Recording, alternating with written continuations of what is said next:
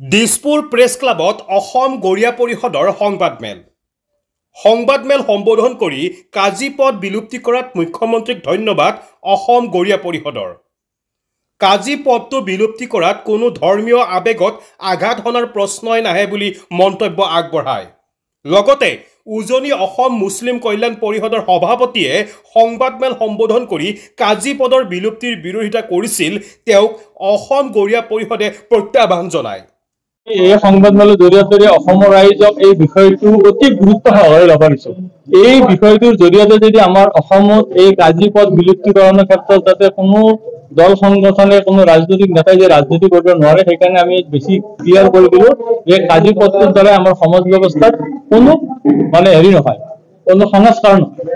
সেইকাৰণে আমি উজনি অসম মুছলিম কল্যাণ পৰিষদৰ কাৰ্যকৰী সভাপতি আমাৰ বৰা ডাঙৰীয়ালৈকে আমি ক'ব বিচাৰিছো যে তেওঁ এই আওপুৰণি আৰু এটা বেদী স্বৰূপ কাজী পদটো ৰক্ষা কৰিবৰ কাৰণে গণ আন্দোলন চলোৱাৰ প্ৰয়োজন নাই। তেওঁ ভাৰতবৰ্ষৰ মানুহক, অসমৰ মানুহক ভাৰতীয় আইন ব্যৱস্থাৰ প্ৰতি আনুগত্য আনিবৰ কাৰণে সজাগতাৰ নেতৃত্ব তেওঁ দিয়ক। আমিও আমাৰ বৰা ডাঙৰীয়াৰ লগত সহযোগ কৰিম। মুছলিম ছাত্ৰ বুলি কথা নাই, এটা সাম্প্ৰদায়িক আৰু কোনোবা ৰাজনৈতিক দলৰ চিতলবি মতে চলা, এজেণ্ডা মতে চলা এই দল সংগঠনবোৰে এনেধৰণৰ কাম কৰে। গতিকে আমাৰ নামনি অসম বুলি, উজনি অসম বুলি কথা নাই, মুছলিম ছাত্ৰ সন্থায়ো যদি এই কাজী পদৰ বিলুপ্তিকৰণক লৈ প্ৰতিবাদ কৰিছে, আমি তেওঁলোকক ধিক্কাৰ দিছো। কাৰণ তেওঁলোকে এক গৱেষণামূলক চিন্তা চৰ্চা নকৰি তেওঁলোকে এটা ইছ্যু কৰি লৈ পেলাই ৰাজনীতি কৰিব নালাগে, ৰাজনীতিৰ নামত ৰাজনীতি কৰিব নালাগে। কাৰণ আমি এই কথাটো আৰু তেওঁলোকৰ উদ্দেশ্যে আমি স্পষ্ট কৰিব বিচাৰিছো যে সামাজিক যিবোৰ ব্যাধি আছে, অসমৰ মুছলমান পৰিয়ালৰ, মুছলমান সমাজত যিবোৰ সামাজিক ব্যাধি, ডমেষ্টিক ভাইলেন্সকে ধৰি, বাল্য বিবাহকে ধৰি সামাজিক ব্যাধিবিলাকৰ মূল চৰ্চ হ'ল এই কাজী পদটো।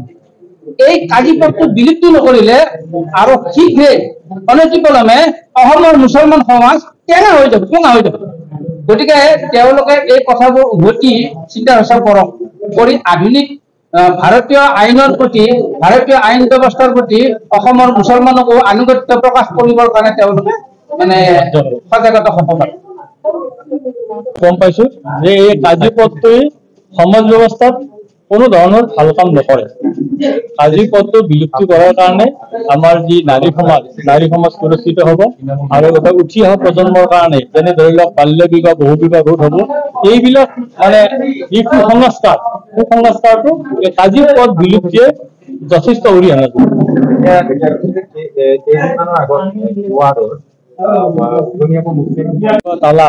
এই সন্দৰ্ভত আমি বহুত কাৰ্যসূচীও লৈছো। ডক্টৰ ইলিয়াছ আলীৰ নেতৃত্বত আমি কেইবালানি প্ৰেছ মিটো দিছো, কিন্তু এই বস্তুটোৰ কোনো চলিউশ্যন নাছিলে। কিন্তু বৰ্তমানৰ বিজেপি নেতৃত্বৰ চৰকাৰখনে যিটো বলিষ্ঠ পদক্ষেপ লৈছে, এই কাজী পদ বিলুপ্তিয়ে আমাৰ মুছলিম মহিলাসকল সুৰক্ষিত হ'ব। মুছলিম মহিলাসকলে আমাৰ সমাজ ব্যৱস্থাত তেওঁলোকৰ ইজ্জত হানি হৈছে। তেওঁলোকক আমাৰ কিছু পাৰ্চেণ্ট মানুহে মিনিমাম 50% মানুহে মুছলিম মহিলাসকলৰ ইজ্জত নিদিয়ে।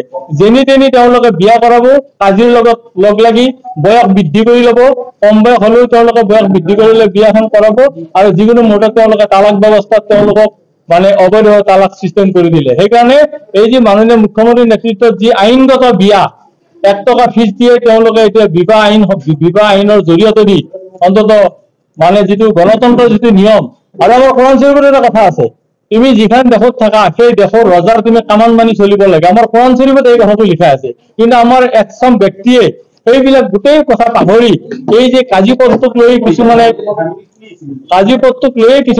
ৰাজনীতিকৰণ কৰি, যেনে উজনি অসম মুছলিম কল্যাণ পৰিষদে মুখ্যমন্ত্ৰীৰ লগত চেলেঞ্জ কৰিছে। এইটোত আমি অতি দুখ পাইছো এইকাৰণেই, কাৰণ বৰ্তমানৰ চৰকাৰৰ নেতৃত্বত আমাৰ 5টা জনগোষ্ঠী জৰীপ হবলৈ গৈ আছে। গৰিয়া, মৰিয়া, দেশী, চয়াত, জোলা, খিলঞ্জীয়াৰ অধিকাৰৰ কাৰণে বৰ্তমান চৰকাৰখনে আমাৰ কাৰণে দুখোজ আগবাঢ়ি গৈছে। গতিকে আমি এই যে কাজী পদটোৰ জৰিয়তে দি আমাৰ সমাজখনত যিবিলাক বিভিন্ন ধৰণৰ বদনাম, এই বদনামৰ আমি সন্মুখীন হ'ব লগা হৈছে। কাৰণ আমাৰ 1.5 কোটি মুছলমানৰ ভিতৰত প্ৰায় 40% মুছলমানে এই কাজী নিকাহৰ জৰিয়তে দি সমাজ ব্যৱস্থাটো গেলাই খেদাইছে। গতিকে আমি এই আমাৰ অসম গৰিয়া পৰিষদৰ ফালৰ পৰা আমি মানে আপোনালোকৰ সংবাদ মাধ্যমৰ জৰিয়তে অসমৰ ৰাইজক ক'ব বিচাৰিছো এইটোৱে গতিকে এই বিষয়টো কাজী পদ বিলুপ্তিৰ ক্ষেত্ৰত যিটো সিদ্ধান্ত লৈছে সকলোৱে মানি এইকাৰণে ল'ব লাগে বৰ্তমান যুগটো সভ্য যুগ সায়েন্স এণ্ড টেকনলজি যুগ এতিয়া আৰু সেই প্ৰথা নাই যি প্ৰথাত আমি কাজী হিচাপে কাজীক লগত লৈ আমি বিবাহ কাৰ্য সম্পন্ন কৰিছিলো এইটো একদম মোগলৰ কাৰ্যকালৰ পৰা চলি অহা প্ৰথা গতিকে এই কুসংস্কাৰটো দূৰ হ'ব লাগে আজি প্ৰেছ মিটৰ মূলত উদ্দেশ্য এইখিনি নিউজ ডেস্ক ৰিপৰ্ট ইত্যাদি A to Z